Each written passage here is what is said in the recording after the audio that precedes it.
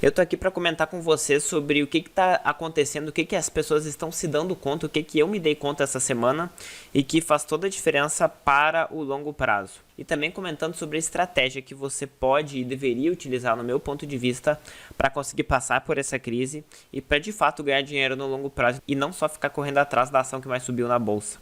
Bora pro vídeo?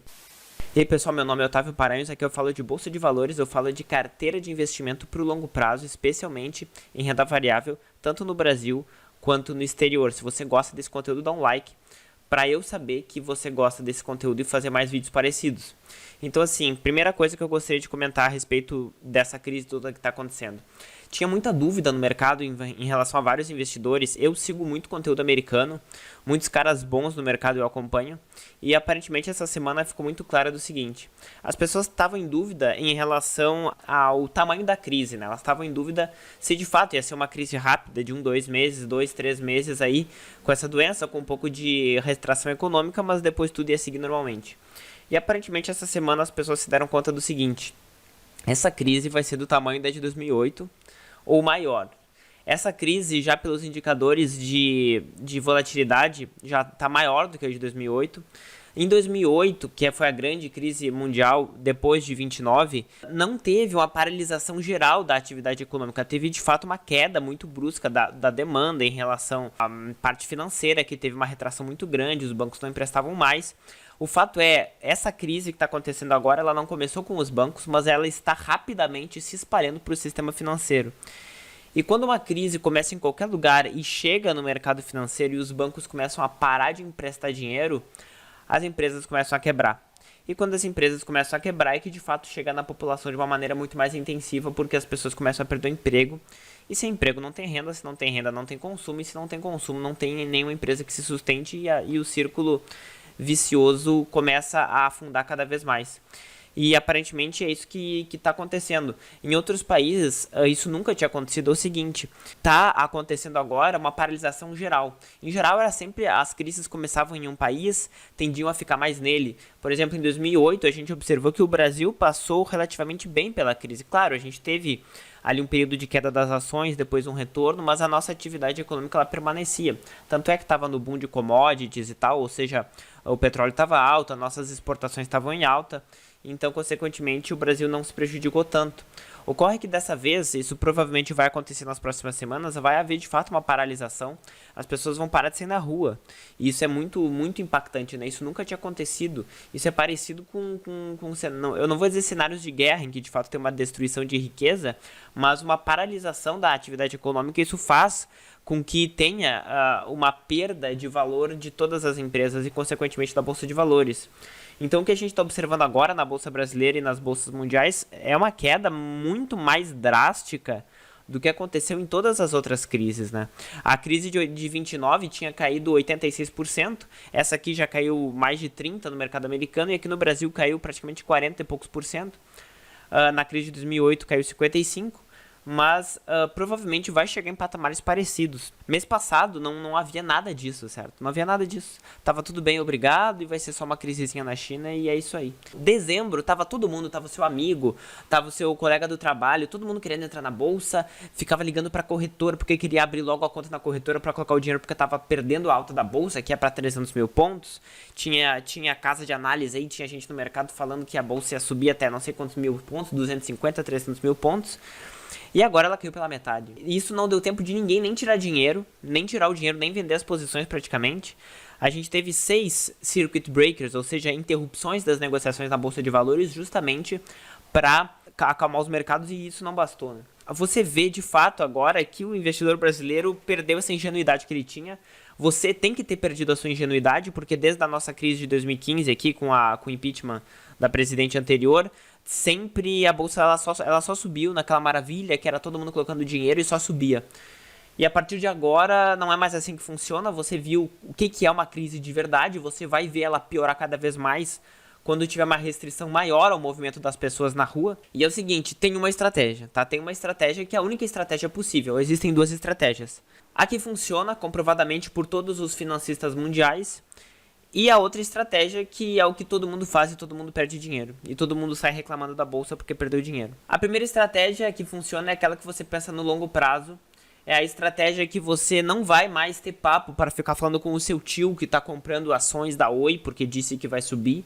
É a estratégia que você, com o seu coleguinha do trabalho, não vai mais conseguir ficar discutindo: será que a IRBR é uma boa empresa? Será que Petrobras vai subir? Será que o petróleo vai subir, vai cair?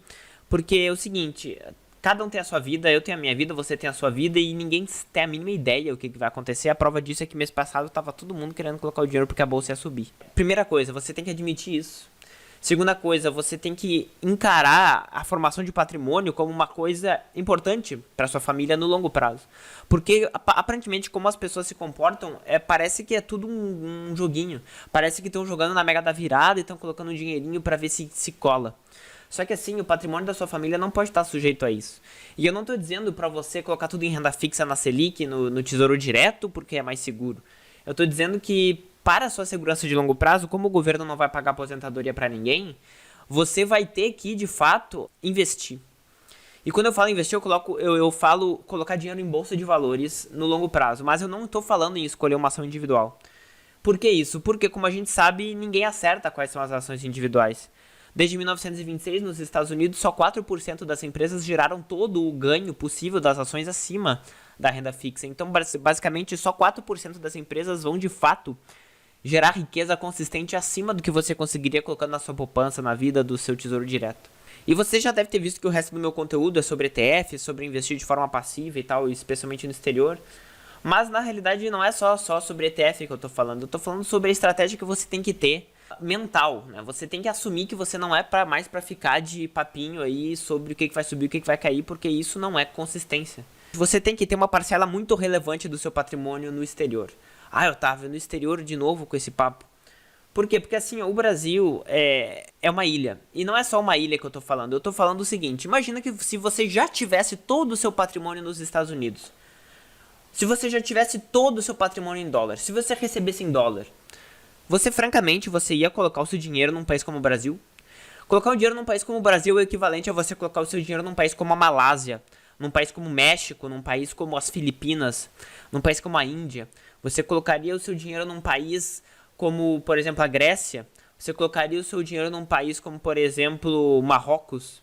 Não, você possivelmente não colocaria o seu dinheiro nesses países, a não ser um percentual muito pequeno, como 10 ou 20%, no máximo, porque você saberia que isso é muito arriscado.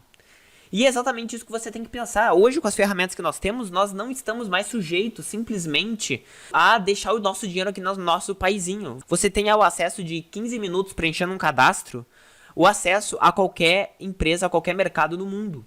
Então, assim, não existe mais isso de que, eu não sei fazer. Você sabe sim, você sabe, é só ver os meus outros vídeos aqui, que eu falo de outras corretoras no exterior, que são muito baratas. Olha só, o pessoal no Brasil tá perdendo 50% a 60% do seu dinheiro. E custa 1% do seu dinheiro para mandar o seu dinheiro para o exterior em um mercado totalmente protegido. Então assim, eu não sei nada de mercado, eu não sei estudar, eu não sei ficar vendo empresa, eu não sei ficar nem analisando ETF, que é uma coisa que tu, Otávio, fala muito, eu não sei ficar analisando ETF.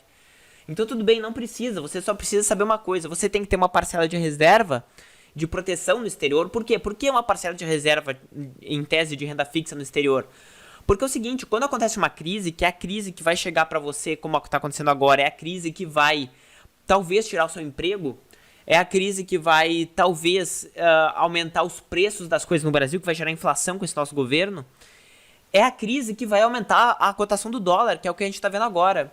Então é importante que você tenha também uma parcela da sua reserva, não talvez de emergência, mas uma parcela do seu patrimônio em dólar numa proteção. E agora a ideia que eu quero dar pra você é o seguinte: ter a sua parcela de proteção no exterior num ETF de renda fixa, que é basicamente o título mais seguro do mundo, que é o título do Tesouro Americano, que você pode comprar através de um ETF que se chama SHV. E por que eu tô falando desse ETF aqui, como você pode ver? Ele paga mais ou menos 1,57% ao ano de dividendo, e ele basicamente não tem volatilidade, né? Quando a gente observa no longo prazo, ele sempre fica em torno aí de mais ou menos aqui, $110. Então assim, você vai colocar o seu dinheiro lá e você não vai colocar o dinheiro aí para ganhar dinheiro. Você vai colocar o seu dinheiro aí, por quê? Porque é a sua segurança, é a segurança do patrimônio da sua família.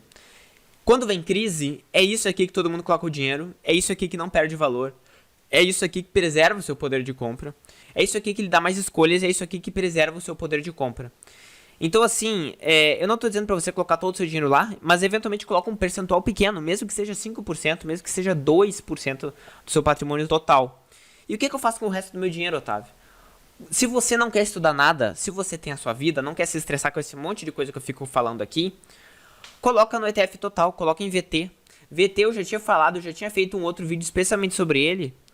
E assim, esse ETF, VT, ele é basicamente um fundo que investe em todo o mercado acionário mundial. E por que faz sentido investir nele para quem não quer nada? Faz sentido investir nele porque você não está exposto ao mercado, você tem a segurança do crescimento da economia mundial. Como você pode ver aqui, tem uma taxa de administração patética, muito baixa, de 0,08%. É muito barato, é mais barato que qualquer outra coisa que você vai encontrar no Brasil. Agora está pagando um dividendo de 3,25% ao ano. E assim, ele é um ETF neutro que replica todo o mercado mundial de uma maneira bem proporcional, replica diversas partes, diversos setores da economia e, consequentemente, protege você. Porque não está supondo que você vai saber qual é o setor que mais vai crescer, não está supondo que você vai acertar que empresas de tecnologia vão crescer, nem que empresas de energia vão crescer agora depois dessa crise do petróleo. Essa ideia que eu queria passar para você hoje, dizendo o seguinte, essa crise vai ser muito mais pesada do que todo mundo acha. Chegamos numa outra crise internacional que vai ficar nos livros de história com certeza. E você tem que assumir um pouco essa ideia de que ninguém aqui sabe mais do que os gestores profissionais e os gestores profissionais não sabem nada do mercado. Já foi comprovado que investir em um ETF passivo, como por exemplo o VT, ou ETF americano, VTI, ganha de mais de 85% dos gestores profissionais, aqueles caras que só passaram a vida inteira estudando isso, passaram a vida inteira lendo livro, passaram a vida inteira ganhando dinheiro de taxa para ficar dizendo o que as pessoas tinham que fazer com o dinheiro delas. Colocar o seu dinheiro num ETF passivo como esse aqui preserva o patrimônio da sua família no longo prazo. Colocar dinheiro num ETF de renda fixa americana como aquele ali, lhe preserva em situações de crise como a gente está vivendo agora. Então eu peço que você considere isso. Ah, mas Otávio, está muito caro o dólar agora. Talvez esteja muito caro o dólar agora. Talvez você não queira colocar o dinheiro agora, eu entendo e está tudo bem. Mas eu não estou falando para agora, porque assim, daqui a 2, 3 anos, o mercado ele vai provavelmente se recuperar, apesar dessa crise, como aconteceu nas outras crises, em torno de 2, 3 anos. Isso já está totalmente normal. Mas eu tô falando para 30 anos, eu tô falando para a sua formação patrimonial da sua aposentadoria. Você não vai querer ter o seu dinheiro investido num país como, por exemplo, as Filipinas. Você não vai querer ter o seu dinheiro investido num país como Costa Rica. Então você, consequentemente, não vai querer ter o seu dinheiro investido num país como o Brasil. Então, assim, é para você parar de pensar que agora você não tem como, porque você tem. E eu disse para você exatamente, sem cobrar um centavo, o que você tem que fazer no longo prazo. Não é uma recomendação de compra, mas é de fato algo para você estudar. Beleza? Se você tem alguma dúvida sobre como investir no exterior, coloca nos comentários aqui embaixo e coloca a hashtag já invisto ou hashtag ainda não invisto para eu saber se você já investe ou se você ainda não investe. E dá um like nesse vídeo para eu saber que você gosta desse tipo de conteúdo. Beleza? Valeu!